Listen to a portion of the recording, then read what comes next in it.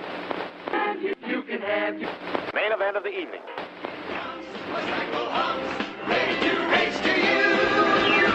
These days are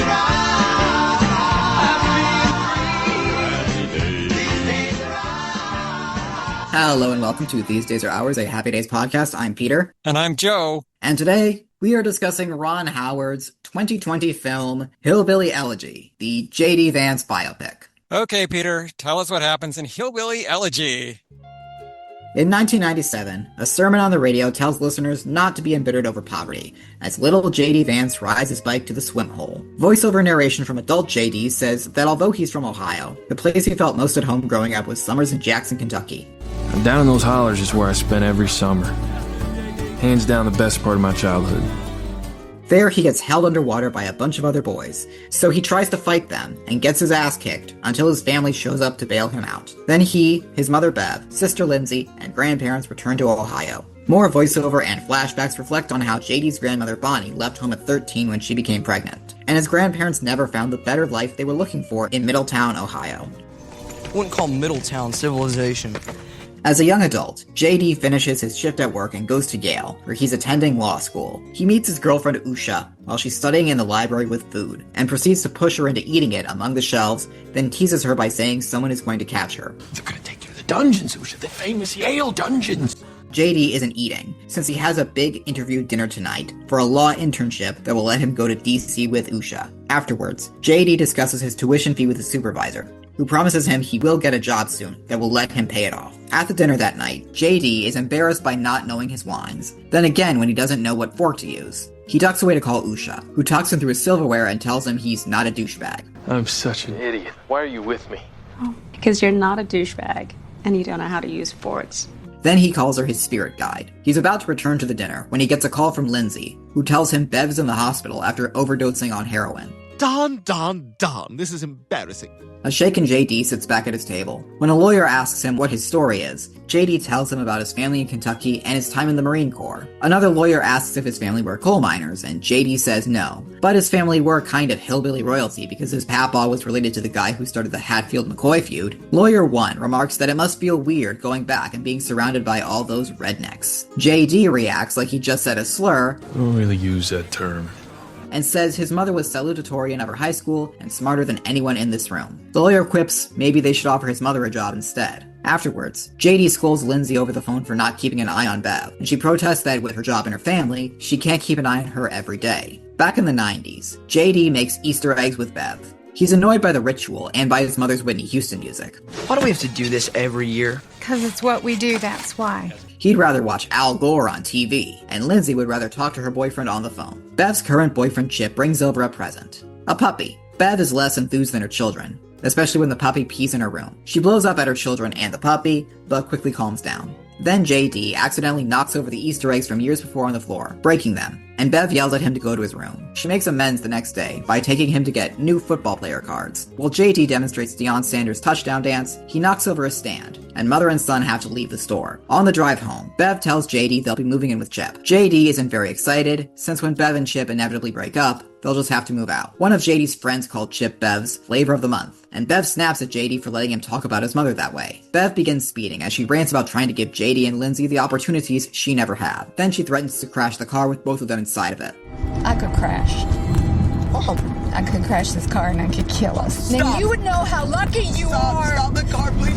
A frightened JD tries to get out of the car. When Bev stops, he calls her a bitch, and Bev begins hitting him. JD flees the car and runs to the nearest house. The woman who owns it lets the terrified boy in, and keeps the yelling Bev out as JD calls his grandmother. Bev forces her way in, and drags JD out. The police show up, back with adult JD. He tells Usha about the dinner, and his mother's hospital stay on his drive back to Ohio. Usha tries to be reassuring about his future job prospects, but JD doesn't want to hear it. I don't want to hear it, McBain! Back in the 90s, JD's grandparents come to pick him up. While Bev is about to be arrested, JD lies to the police and claims nothing happened, so she'll be let go. Son, did she hit you?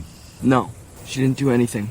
Adult JD returns to Middletown and goes to the hospital, where Bev is being discharged because the hospital needs the extra bed space. The only problem is, they don't know where to send her. She needs time to recover, but she doesn't have insurance to help cover any of it because she let it lapse. JD gets a call for a final interview for the internship at 10 a.m. tomorrow in New Haven, with no wiggle room. Is there another time that Mr. Roseman can meet me? Because I'm a 10-hour drive away from New Haven right now. I'm afraid not. Mr. Roseman's only in New Haven for one more day. Back in the 90s, JD's grandfather dies in his home. At his funeral, JD sees Bev taking pills. Not too long after, Bev steals more pills from her job as a nurse, then gets fired for roller skating high through the hallways. She argues with Bonnie at home, then Lindsay, who says she was stupid to get pregnant as a teenager. Bev physically attacks her as JD tries to do his math homework. A few days later, Bonnie tells JD her Terminator-themed philosophy of life. People are either good Terminators, bad Terminators, or neutral. You're a good Terminator. Well, I wasn't always. And Bonnie had to learn to be a good Terminator. JD's grandfather could be a bad Terminator sometimes. Their conversation is interrupted by Bev having a breakdown in the street over her father's death. As the police restrain her, Bonnie makes JD look away. Adult JD goes to a neighborhood party at Lindsay's, who makes him a fried bologna sandwich, which they don't have at Yale. Oh my god. Is that a fried bologna sandwich?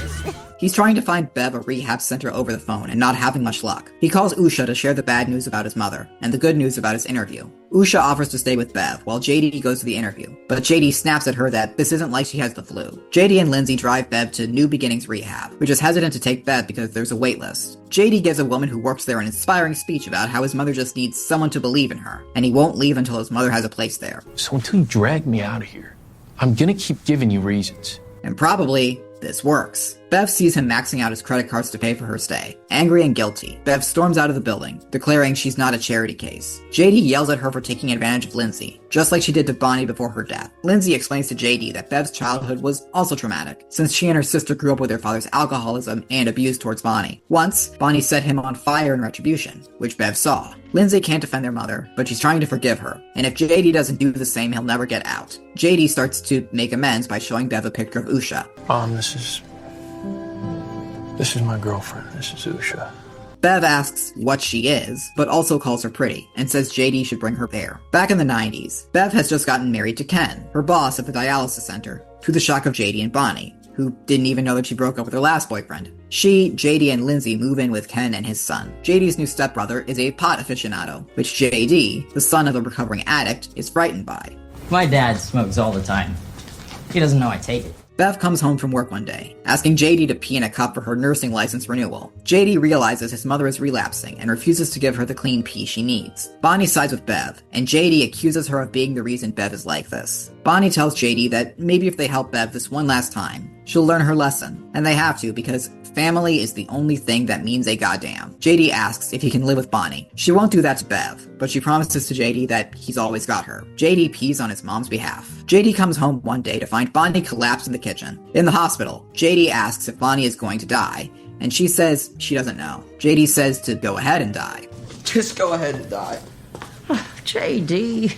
JD is doing badly in algebra class, and the fact that he can't afford a graphing calculator doesn't help. He begins hanging out with his stepbrother and his friends. My friends and I were out of control. We used to give each other wet willies and funny arms. We'd play dandy balls and legs a spread and penis butt. And helps them break into a building to vandalize it by taking Bonnie's car. Adult JD drives Bev to her apartment, where her landlord is throwing her things out. He calls Bev a whore, so JD tries to break the door down to attack him. He only stops because another tenant with children yells at him to get out. Back in the 90s, JD and his friends flee the scene of the crime and crash Bonnie's car. Lindsay tells Bonnie the next day, feeling guilty that she wasn't there to stop them. Bonnie blames Bev, and flashes back to when she read Bev the riot act after JD called the cops on her. You're gonna have to take responsibility, or someone else is gonna have to step in! Once she's discharged, Bonnie takes JD and Lindsay to live with her. Adult JD visits Lindsay at her shoe store job. Lindsay says Bev can't stay with her and her kids in the shape she's in, but she tells JD to leave her at a motel where Lindsay can check on her after work. She encourages him to make the 10-hour drive to the interview. Back in the 90s, Bonnie scares off JD's troublemaker friends. Which one of you can spell Mississippi? He confides in her about his need for a graphing calculator, but she's unsympathetic. He tries to steal one from the store, but gets caught. Bonnie drives him home, furious, but reveals she got him a calculator. Still angry, JD throws it out the window, but Bonnie stops the car and makes him get it. She tells him he needs to do well if he wants to have a chance at a better life, and someone needs to take care of this family when she's gone. Inspired by Bonnie, JD helps around the house, gets a job, and aces his algebra test. Adult JD drives Bev to the motel and checks her in. He goes out to get food, and when he comes back, Bev is trying to shoot up in the bathroom. He throws the needle away and helps her into bed. She asks him to stay with her, but while JD says he loves her, he decides he can't save her by staying.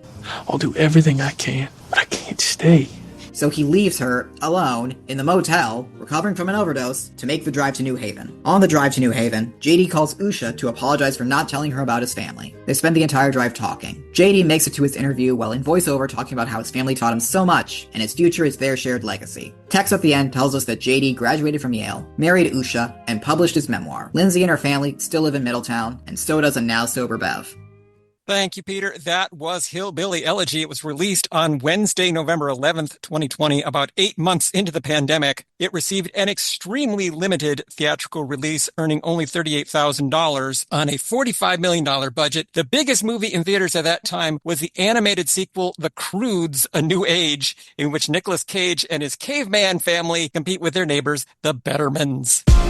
We are the Bettermans. Better man? Emphasis on the better. Other prominent new films at that time were the crime drama Let Him Go, starring Kevin Costner and Diane Lane as a retired sheriff and his wife who set out to rescue their grandson, and Freaky, a horror comedy in which a high school girl switches bodies with a serial killer played by Vince Vaughn. Peter, do you remember any of those movies I just described? I vaguely remember them. I did not see any of them. I don't think anybody really saw them. This was kind of a lost era in movies because of the pandemic. It was physically dangerous to go to the movie theater. And as much as I love Nicolas Cage and Peter Dinklage, I am not getting COVID to see The Croods: A New Age. Hillbilly Elegy debuted on Netflix on November 14th, 2020, and briefly became one of the more popular films on that platform. Reviews were mostly negative, and the film received several nominations at the Golden Raspberry Awards. Aww. But it received Golden Globe and Screen Actors Guild nominations as well. And I've heard the speculation that this film was made as Oscar bait. Did you hear that speculation as well? Yes, and having seen the movie now, I believe it. Amy Adams and Glenn Close are both delivering the kind of very showy, dramatic acting that the Academy usually loves. And it's based on an inspirational true story. You can't see it, but I did just use air quotes there. Well, we'll talk about how inspirational it is. Hillbilly Elegy was directed by Ron Howard. Ron has stated that he related to this book because he too grew up in the rural Midwest and felt connected to the strong family values of the story. It's the journey of a young, interesting, intelligent guy who loves his family and his family loves him, but the particulars of the family create some baggage. He also says he was not interested in the political implications of Hillbilly Elegy, but was instead drawn to the strong female characters in Vance's book. And Peter, had I just encountered this movie in the wild, airing on television at 2 p.m. somewhere, I would never have guessed it was meant to be political in any way. But I would also have barely guessed it was meant to be inspirational. Not until the end, when it gets a little bit more sappy and sentimental, did I guess that it was meant to be inspirational. What do you think of Ron Howard's take on this film? I think it's interesting for him to say that he connected with it, having also grown up in the rural Midwest, considering that he was also a very successful child actor. Yeah, you were also in The Music Man and The Andy Griffith Show, so that just feels strange to me. I guess this movie does have strong women in it, but I'm not sure if it serves them very well. And as an example of family values, I thought it was really dubious because anytime 2 or more members of this family are in the same vicinity, they're always fighting. This is the great example of family values. I didn't understand that. Hillbilly Elegy was written by Vanessa Taylor, based on the 2016 memoir by J.D. Vance. Vanessa is a screenwriter and TV producer from Boulder, Colorado, whose film scripts include Hope Springs, Divergent, and most famously, The Shape of Water. She's been a producer on such shows as Alias, Game of Thrones, and Jack and Bobby. And because of this movie, she went from having an Oscar nomination for Best Screenplay for Shape of Water to Worst Screenplay at the Razzies for Hillbilly Elegy. And it seemed like Vanessa's direction on this was get us to some kind of fight or crisis or meltdown or breakdown every 5 minutes of this movie so that the audience never has a time to relax. Did you feel like the movie was lurching from one crisis to another? Yeah, as a portrayal of working class white people in the Midwest, it does feel like it's definitely leaning on certain preconceptions that a lot of people would have about that demographic. It's also full of these unintentionally hilarious moments, like the dinner scene where JD is flummoxed by the different types of white wine and all the different forks. Use the fork. The forks? The forks. Use the forks. Oh. And then somebody describes his family as rednecks and he reacts like they just said a slur. And I know that can be a derogatory term, but you did just call them hillbillies. So maybe he thought that was okay to say, JD. That's what I wondered. This whole movie was called Hillbilly Elegy, but he gets all fussy about the term redneck. Oh, I'm sorry if you were triggered by a word, Snowflake. I read some reviews of this, and then I would read the comments on the reviews, and there's been some debate about how realistic that Forks scene is and whether that would have really happened. Some people say it's accurate. Some people say that it isn't. I wanted to go even further with the comedy of it. You know the part in Airplane where Ted Stryker goes into the cockpit and he looks at the instrument panel and it just keeps going and going and going?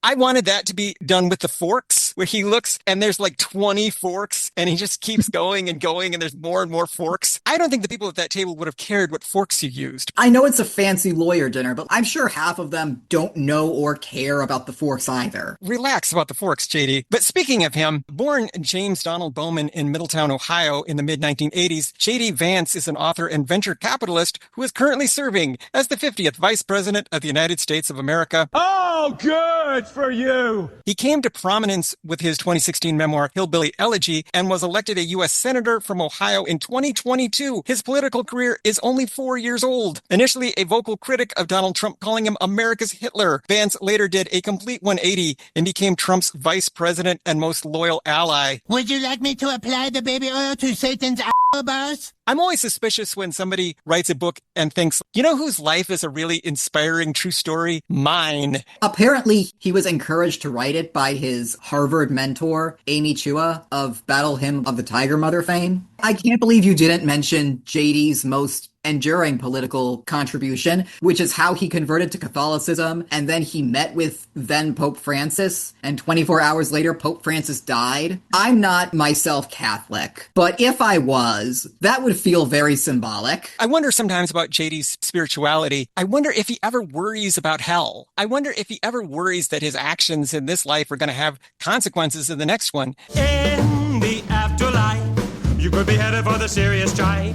Now you make the scene all day, but tomorrow there'll be hell to pay.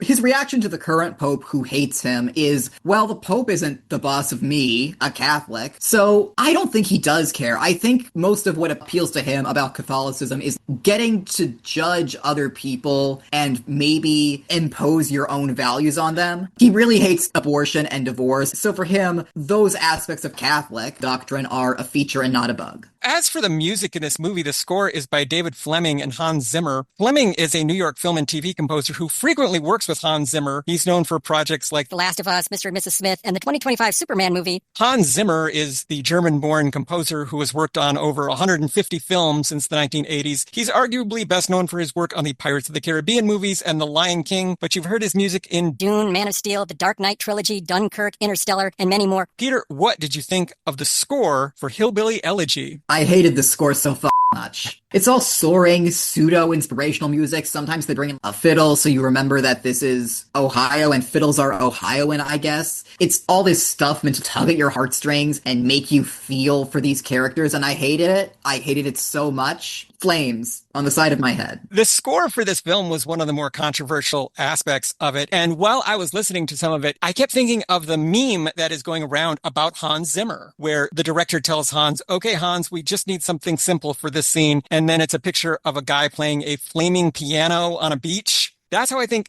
Hans Zimmer approaches everything. His music here is really pushy in selling the emotions of the story. I feel like the joke that I've heard about Hans Zimmer is that he does not compose any of his own stuff, and it's all the people that he's credited with who do all the actual work, like he's James Patterson, but for music. That might be a little unfair because apparently that practice is very common with Hollywood film scorers, especially the very established ones who do a lot of work. And at least Zimmer does credit his main collaborators in that sense. Regardless of that, this score is garbage. I'm just going to mention a few of the songs that are used in the film. When the Vances die Easter eggs, they listen to I Want to Dance with Somebody Who Loves Me, a #1 hit from 1987 for Whitney Houston. As you mentioned, JD is not a fan. When Bev roller skates around the hospital, we hear Cruel Summer by Bananarama. It was a hit in England in 1983, then crossed over to America in 1984. And that was weirdly my favorite scene when Amy Adams is high and listening to Bananarama and roller skating around the hospital. musical. I kind of wanted that just to go on, and she's like knocking over gurneys and stuff. I thought that was kind of fun. It's such a weird scene. I get this is based on a true story, but watching it, I was like, there's no way this happened exactly like that, right? I wonder how much of all this is true. During a flashback to Mama setting her abusive husband on fire in front of the Christmas tree, we hear "Oh Holy Night." This is a sacred Christmas song dating back to 1847. And this was another one of the movie's moments of unintentional comedy where the kids are cowering in the closet. Objectively, this is horrifying, but the way it's played is just so weird.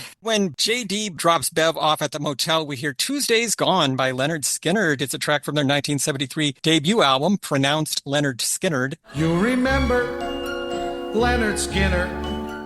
As for the main cast in this movie, we have to start with Amy Adams as Bev Vance. I could have done whatever I wanted, but I didn't have somebody taking me to the library and telling me I could go to college. An army brat born in Italy in the mid-1970s, Amy Adams is a prominent film actress who has been a major on-screen presence since the late 1990s. Her best-known movies include Catch Me If You Can, The Fighter, American Hustle, and Arrival. She has been nominated for 6 Oscars and has won 2 Golden Globes. I remember her best for her role in The Master with Philip Seymour Hoffman. But Peter, what did you think of Amy Adams as Bev Vance? This really does feel like it's right out of the I Want to Win an Oscar playbook. Amy Adams is a beautiful woman. She's kind of dressed down for this role, especially during the big JD scenes when she's much older and she's recovering from a drug overdose, so her hair is gray and she's got wrinkles, and there's lots of shouting and yelling. At no point did I ever feel like I was watching a real person. I just thought Amy Adams really wants that Oscar. And it's worth mentioning that this movie is part of what might just be a generationally bad run in terms of film choices. After this is The Woman in the Window, and Dear Evan Hansen, and Disenchanted, and Night Bitch, and At the Sea. I have liked Amy Adams in a bunch of things, but here almost everything that she does is just screaming and crying and throwing fits and rolling around on the ground. She wanted that Oscar, obviously, and she was really putting in the work to get it. Her vocal cords must have been shredded after she made this movie because she practically yells everything that she says. Is this good acting? No. Is it a lot of acting? Yes. We now move on to Glenn Close as Bonnie Mama Vance. JD, you need to help your mama on this. Glenn is a highly acclaimed film, theater, and television actress from Connecticut. God, I wished I lived in Connecticut. From voicing Homer Simpson's mother, Mona, to playing Norma Desmond on stage, she is quite simply one of the best-known and most versatile stars of her generation. Her screen career started on TV in the late 1970s, but she really came to prominence in the 1980s with movies like The World According to Garp, The Big Chill, Fatal Attraction, Dangerous Liaisons, and much more. She's been nominated for 8 Oscars and won 3 Tonys, 3 Emmys, and 3 Golden Globes. Peter, what did you think of Glenn Close as Bonnie Mama Vance? Glenn Close, she's a legend, obviously. I would say that she comes across better in this movie than Amy Adams, but not by much. This is a very by-the-numbers, unconventional, tough love grandma type, and I don't think Glenn Close really does a lot to make her stand out in the sea of that type of character. More often than not, she comes across as more unpleasant than anything else. And there's also a very strange conversation in the scene where she's in the hospital with JD, where he's like, the Native Americans know when someone is gonna die before they die. And she's like, they're called Indians, like the Cleveland Indians, and they don't know more because they don't have microwaves. I refuse to believe that conversation actually happened. It's just such a weird little thing, just so you know, hey, by the way, she's not politically correct. I remember when the trailer for Hillbilly Elegy dropped and Glenn was being clowned on across social media. But if you watch the movie, at the very end, you see footage of the real Mama. You see how close Glenn Close actually is to the character. So it's not the grotesque caricature that I was fearing. Again, I had to wonder about this movie as a paradigm for family values, because some of the stuff that Mama encourages JD to do are things like lie to the cops that your mom didn't beat you and then help her cheat on her drug test. And I was wondering, how's that family values? I didn't get that either. While we're on the subject of the scene where JD pees on his mother's behalf, we actually do get a shot of him doing just that. It's shot in a way where you don't see anything, but you do see what is going on. As I was watching it, I was thinking, is this really necessary? But then I thought to myself, if they didn't show this, I'd be thinking, well, they're cowards for not showing JD actually pissing. So Damned if you do, damned if you don't. During that scene, I actually yelled at the screen a little bit. I said, oh, come on. We would have just believed that he did it. You don't have to. Oh, okay, I guess. Show it. Speaking of JD, we move on to Gabriel Basso as the grown-up JD Vance. Usha, what am I supposed to do with all these forks? Gabriel is a film and TV actor from St. Louis, Missouri. Besides this movie, he is best known for the TV show The Big C, plus such films as Super 8, A House of Dynamite, and The Kings of Summer. Peter, any comments on Gabriel Basso as our grown-up JD Vance? His portrayal of JD Vance is very gormless. Like, he is devoid of any gorm. He comes across as kind of dopey, except when he's about to explode with anger. And his romantic scenes with Usha never really feel romantic, just vaguely creepy at all times. Maybe that's the reason why most of their scenes together are just them having conversations over the phone. A lot of the reviews said that Gabriel Basso is just kind of bland and forgettable in this movie. Obviously, Amy Adams and Glenn Close are doing the capital A acting, so Gabriel is just kind of playing a bland cipher of a guy. We now move on to Owen Astalos as the young JD Vance. My mama's car is here. Owen is a child actor from Pennsylvania who also appeared in Diary of a Wimpy Kid, The Long Haul. Since this movie, he was also in 2 episodes of the miniseries The Penguin. Peter, any comments on Owen as our young JD Vance? I think that he's given a pretty thankless role to work with. Young JD does not come across as particularly interesting or insightful or compelling. I may have to recuse myself somewhat here because I have a nephew who looks and talks a lot like Owen in this movie, so much so that when the poster came out, I sent it to my sister and said, you're not going to believe this. There's a kid in a movie that looks just like Sammy. That was kind of interesting for me. But other than that, just like the adult version of JD Vance, the young version is kind of a blank. He's just meant to be a viewpoint character that we don't really know much about personality-wise. He doesn't really have much of a personality. I'm going to mention a few supporting players in the film, starting with Haley Bennett as Lindsay. Enjoy your bunless dogs then. Haley is a Florida actress who's been working in film and television since the late 2000s. You could have seen her in The Equalizer, Marley and Me, The Girl on the Train, and the Magnificent Seven remake from 2016. I thought I had to mention her because she's in so many scenes, but do you have any comments on Haley Bennett as Lindsay? Much like both of the JDs, she's kind of overshadowed by Adams and Close, and somehow she feels like even more of a cipher than JD does. Yeah, she's also pretty blank, but I was grateful for her presence in the movie because usually when there's just JD and Lindsay scenes, nobody's yelling or screaming or rolling around on the floor and carrying on. So I was grateful for that. We also have Frida Pinto as Usha. I don't want to be there without you. Frida is an actress from India who has also been working in film and television since the late 2000s. You could have seen her in Slumdog Millionaire, Rise of the Planet of the Apes, and Immortals. Again, any comments on Frida as Usha? I already said this, but she and Gabriel Basso do not exactly have the kind of chemistry that sets the screen on fire, which might be accurate to the actual JD and Usha. Some reviews said she literally phones in her performance because most of her performance is talking to JD over the phone. Again, I don't blame Frida Pinto for this at all. She's just doing what they told her to do, and she's saying her lines fine, I guess. There is a very awkward scene that's supposed to be cute, where they're having breakfast together and he's making pancakes, and she keeps teasing him over how he pronounces syrup. It's just this very weird scene in context. Well, yeah, I think they included that because they felt like they needed to humanize JD a little bit, and they thought adding this syrup scene would do that. Legendary South Carolina-born actor Bo Hopkins cameos as Papaw. You son of a bitch, I ought to put my foot up your ass so far you gonna have hemorrhoids for 10 years. Happy Days fans might remember him best as the character Joe in the movie American Graffiti with Ron Howard, but he had 132 credits. Bo's other movies include Midnight Express, The Getaway, and The Wild Bunch. This turned out to be his last movie. He died in 2022. Do you have anything to say about Bo Hopkins? I mean, he's in the movie, definitely. He's a really bizarre character. I get that we're seeing him from JD's point of view, and JD mostly knew him as a loving grandfather, but the revelation that he was actually abusive and terrifying to his family before JD was born, it's handled very strangely, and it doesn't really feel like it connects to anything else. It's just, yep, there you have it, because it culminates in the bizarre fire scene. His character is confusing in that way. Most of his story is happening off screen, really. So we don't really know how he went from being the guy that we see in the flashbacks to the guy that we see in the latter day scenes. And on that topic, the scene of young Bonnie and young papaw. They don't say what his name is in the movie, and I'm not going to look it up. There's one tiny scene of them driving to Ohio back when she was 13 and pregnant, and he was older by some amount. That's the only scene that they're in as young people. Were there more scenes with them that got cut? I think it kind of reflects the fact that this movie is just fundamentally uninterested in any of the history of this family that is not about JD specifically. After I saw the movie, I didn't understand the title, Hillbilly Elegy.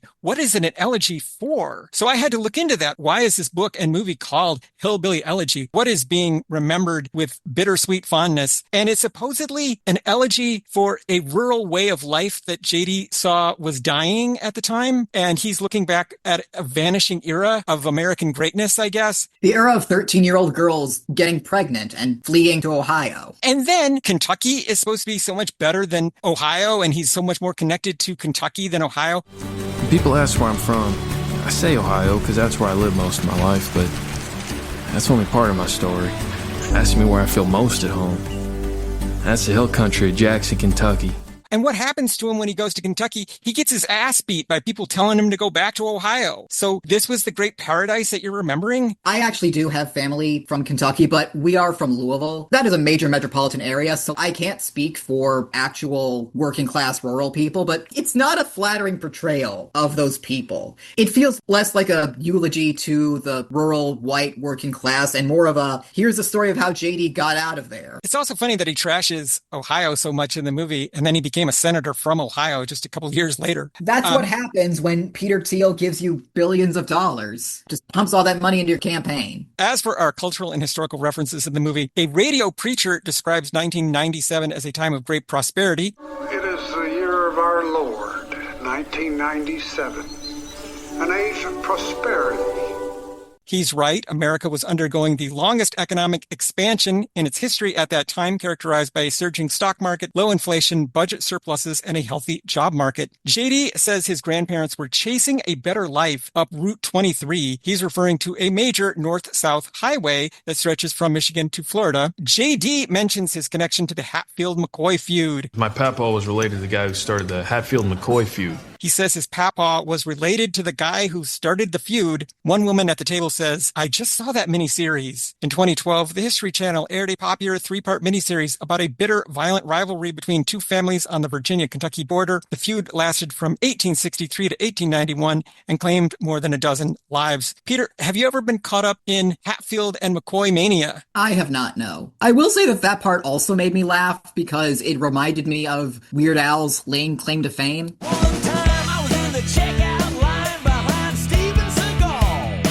You're just claiming the most tangential connection to something famous in a desperate attempt to seem cool. And on that note, my dad went to high school at the same time as Tom Cruise. So you know what, JD? I think I have you beat. JD is seen examining his Magic the Gathering cards. We're playing Magic the Gathering. Want to join? This is an extremely popular trading card game in which players take on the role of wizards and duel each other with various creatures, spells, and artifacts. We see two specific cards, Lord of the Pit and Atog. These are from the revised 3rd edition, released in 1994. I was baffled by the Magic the Gathering stuff. I've never played that game. I've never known anyone who did. I have friends who play it. I have not been able to figure it out myself. I do not understand any of it. I did find that part funny just because it reminded me of the time when Vance was talking about how his kids keep trying to talk to him about Pokemon and he keeps trying to avoid that. Shut the hell up for 30 seconds about Pikachu. You hypocrite of a man. At the sports card store, JD only wants cards with Joe Montana on them and starts listing Joe's career accomplishments. A Hall of Fame quarterback from Pennsylvania, Montana played at Notre Dame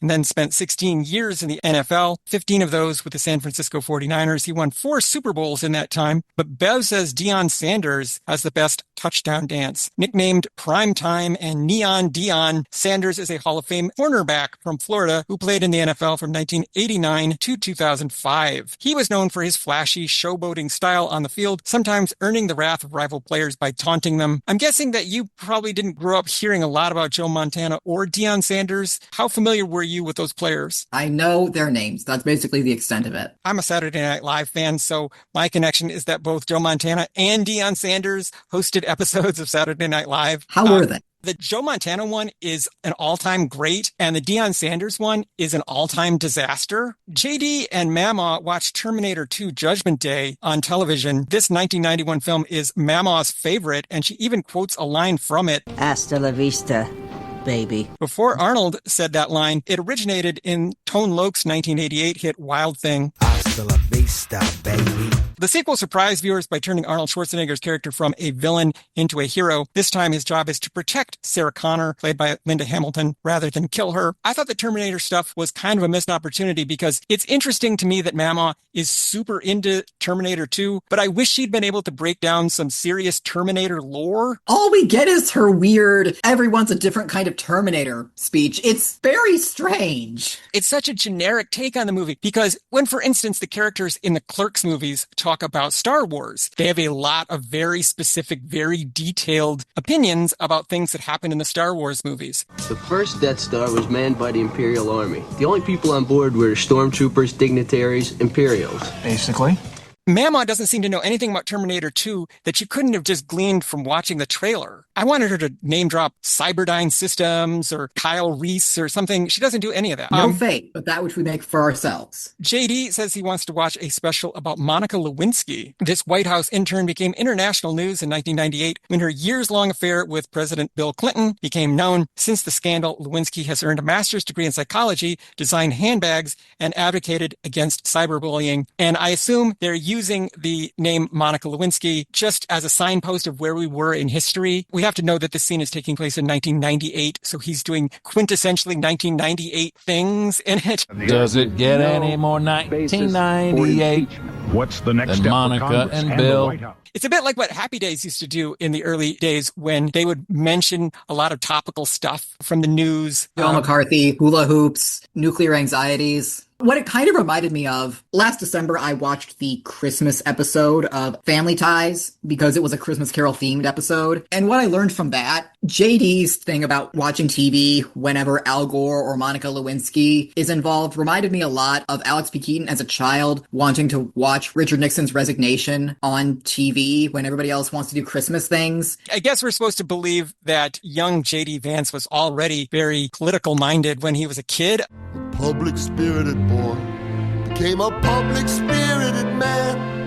Ken has a poster for Martin Scorsese's gangster film Casino, prominently displayed in his home. This 1995 film is considered the third part of an organized crime trilogy that also includes Mean Streets and Goodfellas. It's about the often violent mobsters who ran Vegas in the 1970s, specifically two friends, played by Joe Pesci and Robert De Niro. Do you think they're using the Casino poster to show that this marriage to Ken is a gamble and she's rolling the dice on this new guy? I guess, but it also kind of seems like the Ken subplot doesn't really get resolved. I assume that the marriage broke up at some point, but we don't actually get to see that happen. Ken and his son, whose name I don't think is ever said in the movie, just kind of disappear after JD moves in with Bonnie. So how did they break up? How did that lead to Bev's renewed dependency on drugs? I don't know. We never find out. This movie just jumps all around in the timeline. We get little scenes here and there throughout JD's life, and there's no real sense of continuity to any of it. JD wears a t-shirt advertising Metallica's self-titled fifth album, better known as the Black Album. This album, released in 1991, was the group's most popular and marked a major creative change for them as they abandoned the thrash metal of their early albums for a more refined, radio-friendly sound. And that was another real signpost of the 90s,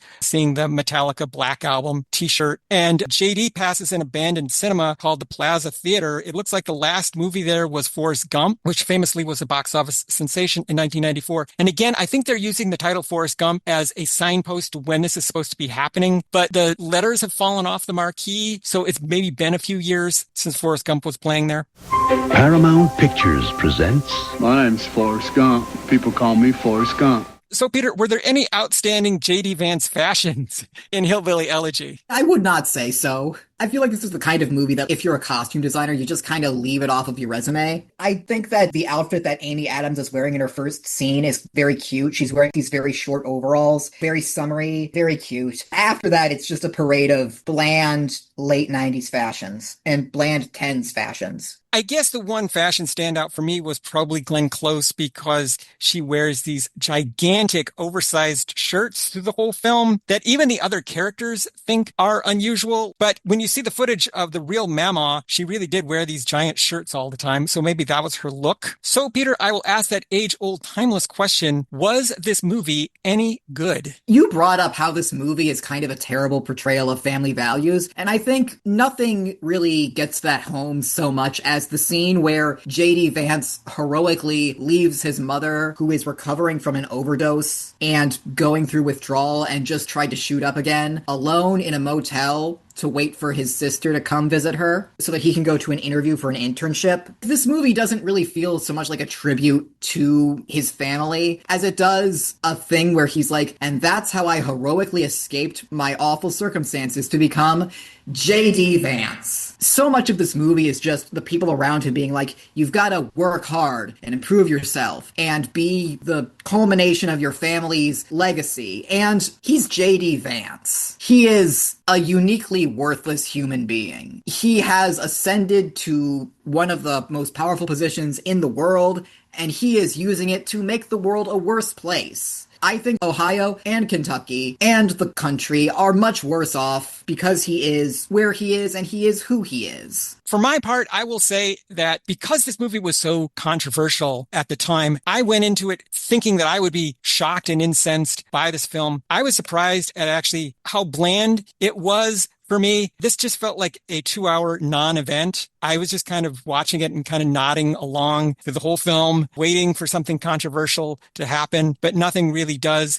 I think JD took some events from his life, condensed them, scrambled them around, and exaggerated them for the sake of a book. And I kind of waited for the scene where he would chop down a cherry tree and then say that he cannot tell a lie or something. It's that kind of thing. It's the kind of legend that usually other people build up around you, but he did it for himself. He wrote his own chopping down the cherry tree kind of story, and he made it into this book. For the most part, had I just seen this movie on television sometime, I wouldn't have thought anything of it. I would have just said, that's okay, and moved on with my life. Obviously, the fact that J.D. Vance became vice president of the United States gives this movie a whole other context. But none of that existed when this movie came out. He wasn't even in politics at that time. He was just some guy who had written a book. The book was much more successful than the movie was. I work at a library. We have all these books that we lend out in groups to book clubs that want to use them. And we have a bunch of Hillbilly Elegy books that we do that with. It's a little creepy. There is this part of me that is asking myself how much of the current stuff is Ron Howard to blame for? Because even before J.D. Vance was complicit in the fascist takeover of America, he was still very much a Republican. The book was kind of heralded as this look into the white working class who people think of as Trump's voter base. Even if you argue that there's no politics to it, there are some politics to it. Maybe not exactly the kind that you thought, but they're there. And maybe this is just me coping, but I don't think Howard is that much to blame for it, obviously. Peter Thiel is the guy who pumped millions of dollars into JD's senatorial campaign because he wanted somebody to be his guy in the government, and he got it. I think Ron Howard just looked at this and saw an inspiring story of family values or something, and he thought, oh, maybe I could get an Oscar out of this, or maybe Glenn Close or Amy Adams could get an Oscar out of this.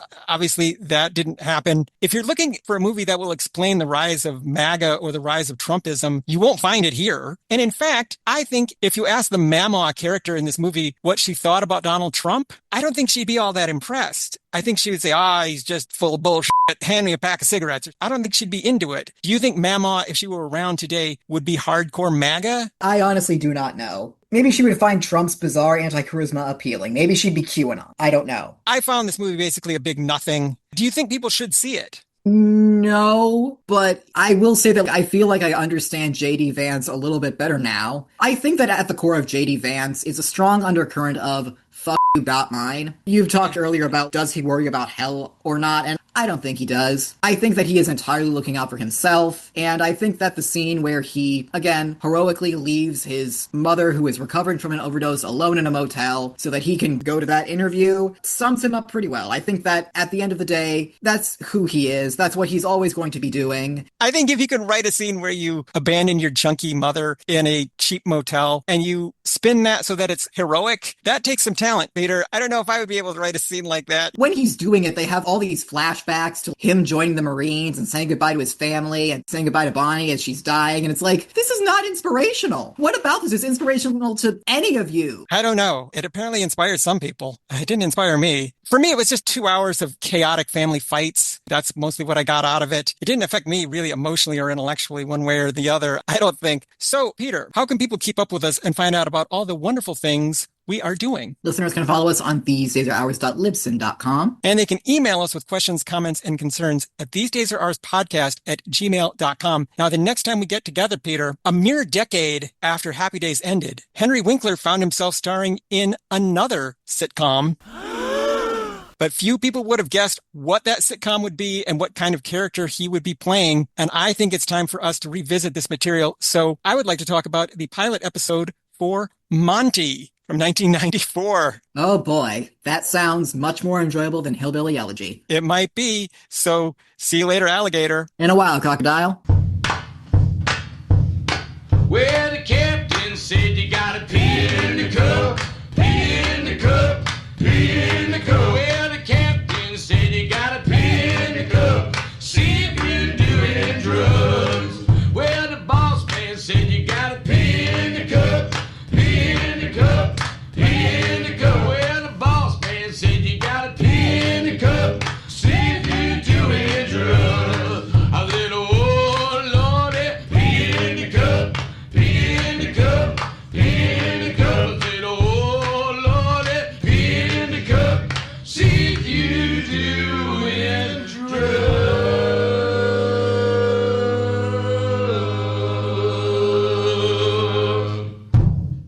Just go ahead and die. JD.